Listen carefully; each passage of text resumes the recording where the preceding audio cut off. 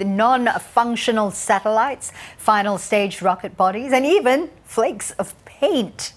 The space above Earth is becoming increasingly dangerous. So if space has become Earth's dumping ground, well, what's being done to clean it up? It's a serious issue, and now an international team of researchers is collaborating on a project to identify space debris that's orbiting above Australasia. Associate Professor David Coward from the International Space Centre at the University of Western Australia is the lead scientist on the project and joined us earlier. We know of the really large pieces. There are estimated to be about 40,000 pieces of debris, and those debris consists of defunct satellites, satellites that are near the end of their life, things like rocket boosters, things that launch the satellite into space, going right down to things like flecks of paint.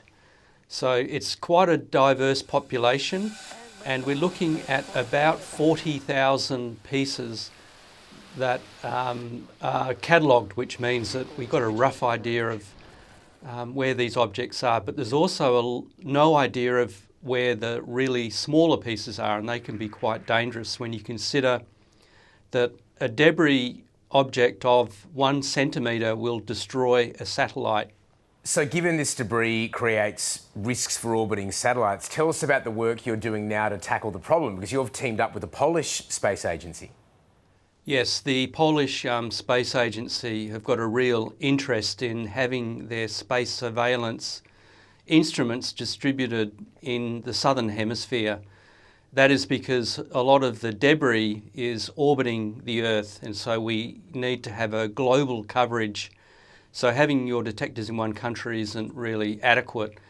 Australia is becoming the go-to place for surveillance because it's the widest longitudinal landmass in the southern hemisphere. So the Polish Space Agency approached the University of Western Australia to install their space surveillance equipment to cover satellites orbiting the southern skies. And so we're doing a project where we're trying to work out ways of identifying objects which are not catalogued. So after this material is tracked, what do we do about it? I mean, you mentioned flecks of paint there, for example. Is there actually a viable way to remove this junk?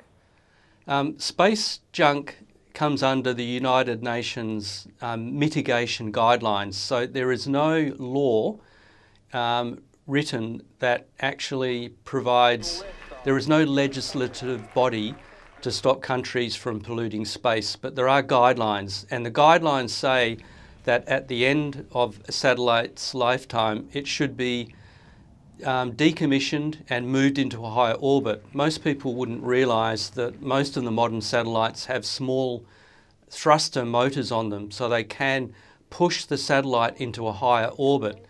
If that didn't happen, we could end up with what's called the Kessler syndrome. And you might have actually seen the movie Gravity with Sandra Bullock and George Clooney.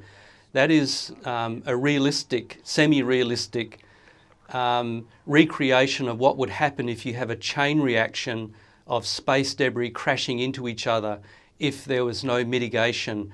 But in Hollywood, it took an hour and a half, but in real life, it would probably take 100 years to totally destroy the GPS and the navigational network.